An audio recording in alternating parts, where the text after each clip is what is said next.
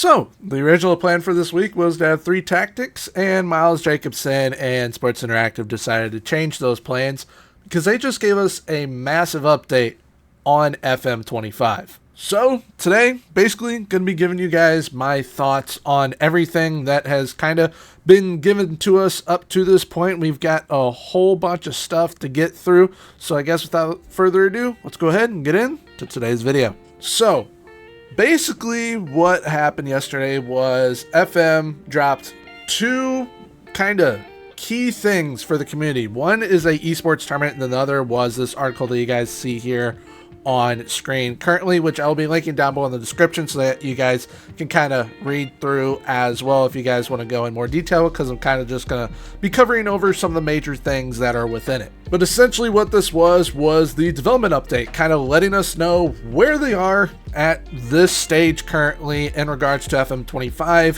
what we can kind of expect to see, and what they're calling the next era, and some of the things that are going to be taken out, unfortunately, which they do lead to saying, all right, these can probably come back in a more revised type deal within the future. But one of the major things that they highlighted in this was the new user interface, the new UI with being on Unity, which honestly, I think it looks pretty clean, which we will get into that in a moment. Which one major thing that they kept on asking themselves was, do we have the time required to do what we kind of want to do at the highest possible standard that they kind of see us wanting within the game? Because we've been asking for boatloads of things over the years, and different changes, different things to be added in. They have most definitely listened, and some of it, especially with the way that the game looks. Now, one thing that they really highlighted was all the things that are going to be leaving and potentially coming back at later dates. One of the first ones was the Touchline Shouts, which we all utilize them within the game, whether we're yelling encourage, praise, demand more, all that good stuff at our players to kind of have an influence on the game. They are removing it, which I'm not exactly sure how I feel on this, because just this year, I really kind of figured out, okay, yell encourage to kind of trigger your team to push for a goal. If they do score the goal, hit praise, then that really helps your team push on for more goals. And it's kind of a little bit broken, honestly, when you're doing it like that. But one thing that has always annoyed me with the shouts is if you encourage your team and you're up on goals, and you're just encouraging them like, hey, let's keep it up, let's go score another goal, they lose morale, which didn't really make that much sense to me, but it is what it is. And they're removing them entirely. And basically what they're saying is they do want them to come back, but they will only reappear if and when they're able to do them properly. So obviously it's not really where they want it to be either. So hopefully if and when it does come back, there we go, I can English, it's definitely more and improved and maybe a little bit more in depth a little bit. But then that leads us to the social media screen and the data chalkboard, which is the UX, user experience.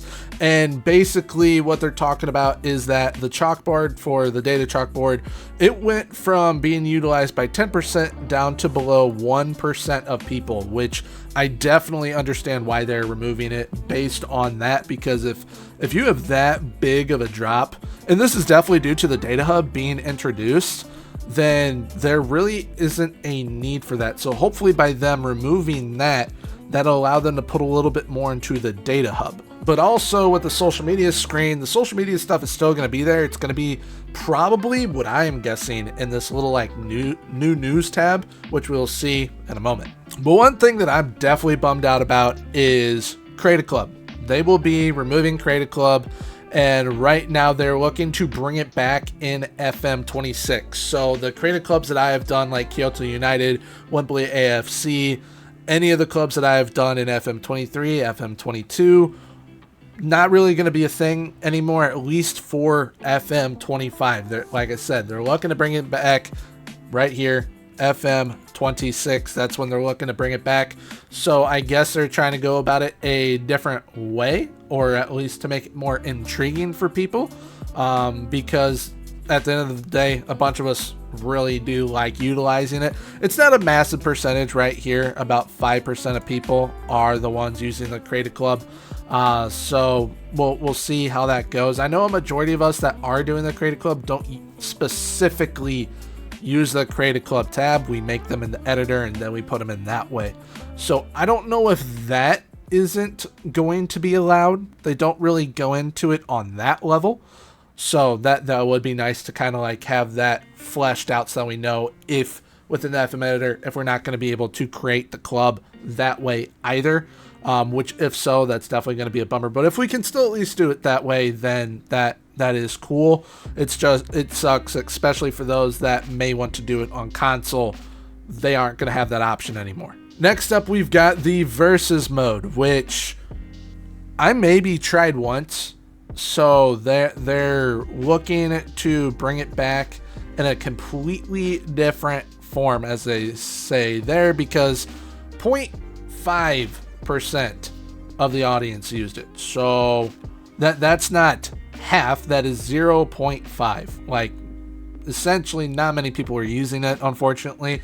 It's a good idea, but I think with what they're trying to do, which we'll get to the fantasy draft as you see here in a moment, what they're trying to do is create an esports scene for FM, which it looks like they're definitely making a push with that big time with FIFA. Another thing that they are taking out that will be returning in the future, either in FM 26 or 27, is the challenge mode, which is mainly on console, touch, and mobile, which all those are basically the same game. They're watered down versions of the PC version.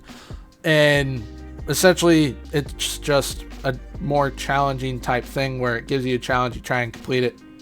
That's kind of what it is, at least from my perspective. And once again, super low audience usage. So once again, understandable why they're removing something like that and versus mode. But then we have the fantasy draft, which this is that esports scene that they're trying to get into. FM 25, they're going to take it out at the beginning. So the draft scene, not going to exist for the beginning of the game. However, later on in the cycle, so they'll probably do something like a winter type update type thing to maybe bring this in. They are going to bring it back kind of new and improved, but they're wanting to push it, as they say, an esport, which I think it has boatloads of potential to be very good. That's kind of what we, the community, have tried to do with the fantasy draft in a lot of ways, which they highlight in here. Some of us organizing tournaments. I mean, I used to be a part of a couple with organizing it. I've taken part in it. I used to be in the top 3 in the world for the FM rankings at one point. So there is definitely the scene for this, and they see that, but they want to kind of revitalize it and make it new and improved to where they aren't going to have it die off like it has. And one thing that they're doing to do that is the FIFA E, which is it's FIFA's esports division. It's going to be a World Cup. It's going to take place on August 29th and September 1st of this year for FM players, and they will be competing for $100,000 in prize money. So that's pretty massive, honestly, for a first time go of anything with a prize pool, because from what I know, especially in the community, we haven't really done anything with a prize pool, especially anywhere near something like that.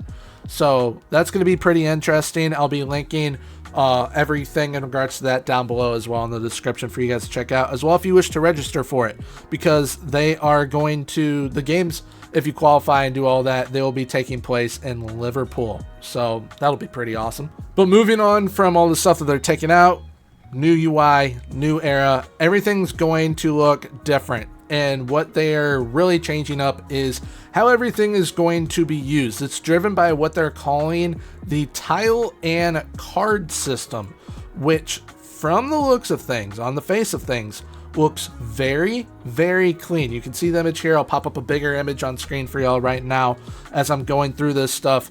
This looks to be pretty in-depth. The more you kind of go through things, it looks pretty simple. You have a lot of information, and I can only see this as a good thing. A lot of people don't really like the design of it and all that. They feel that it might be going a mobile direction. I don't really see it as that. Everyone can have their own opinion, obviously. I mean, respect everyone's opinions, as we all have different opinions. But this looks pretty clean from the looks of things. And then you also have it to where you can look at your last 5 matches and seeing what minute the goals were scored, when you made substitutions, injuries, all that stuff. Keep in mind, as it says on the screen, it's a work in progress. So it may look completely different from what we currently see. They may change up the design and all that based on everyone's feedback, but it's going to be different. And they're also removing the inbox, and now it's called the portal. So this is kind of what the UI looks like at the top. You'll have the portal, squad, recruitment, on the pitch, club, profile. Once again, work in progress. They may change stuff, but it looks super simple. It's super clean. I think the people that do skins in the FM community are going to have a field day with this. I think that they're going to be able to make it highly customizable and look pretty good. But I kind of like how they have separated stuff that would be in the inbox, because you have your agenda now, which you will attend a press conference, confirm the match squad, attend the match, and it's also got like timestamps for when that happens, which is cool. But then you have, like they were saying earlier, they're removing the social media type aspect of it. I think they're just going to end up putting that in the news section, as you guys see here. They're going to have a news section alongside the fixtures, and then you have messages from your owner, probably players, agents, all that stuff, and you have your calendar. So it seems like they're trying to simplify it, make it look cleaner, but they will probably continue to make changes with all this stuff as they continue working on the game, getting it to its final stages. But one of the last big things that I kind of want to talk about in regards to the UI is the in-match look of how things are going to look in between your highlights. Be popping it up on screen right now what they currently have in progress as the design.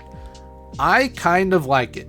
Why do I like it specifically is because of that 2D match engine. If we're going to be able to see live play, it'll obviously be at a very high sped up version most likely.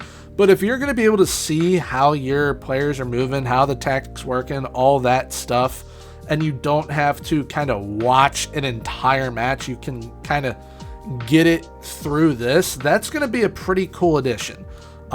They're probably going to have to make some tweaks to it to where it works perfectly, but it's a great idea, and that is something pretty cool that I am most definitely going to enjoy if it works how I think it's going to work.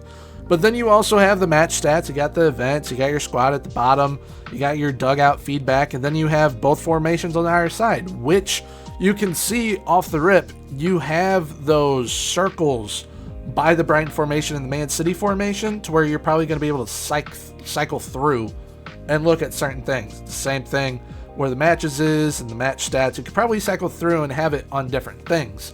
So it looks like it's going to be more user-friendly a little bit, which a lot of people have kind of been calling for, especially for those that are new to the series, because a lot of people will load up FM and it's like, this is like rocket science for me with some people.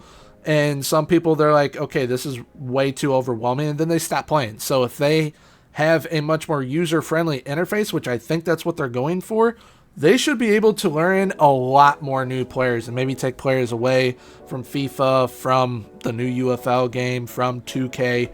So this could definitely be a massive step in the right direction to having a much larger fan base of the game. Now, one thing that I think is pretty cool, they have a how you can help thing. And basically, they're going to be planning to run a kind of trial period where they have us, the players in the community who are FMFC members, come in from September to early October and kind of test things out and help them get things where they want it to be so that it is as good as possible when it ships, which I don't think they have done in years past. So that is pretty nice. So if you are into that, once again, I'll probably find a way to put a link down below to the FMFC stuff if you already aren't a member. and that will be mainly for people that are located in the UK, to where it's local and it's pretty easy for you guys to get there and help them get the game to where they want it to be, where we all want it to be, really. And then they finally say that FM25's official release date will be confirmed in early September, with pre-orders opening at the same time, which that's awesome. We don't have too much longer to wait. It's still a couple months and a lot of time in between that, but it looks like we're going to have more news around the corner here pretty soon. Which, last thing that I'm going to leave you with is one thing that I'm really looking forward to, honestly, is they kind of touched on, which you guys will be able to read if you choose to read it in its kind of entirety from down below in the description. They are going to incorporate the men's game and the women's game in the same kind of world simultaneously, which all of us were kind of wondering how that was going to work.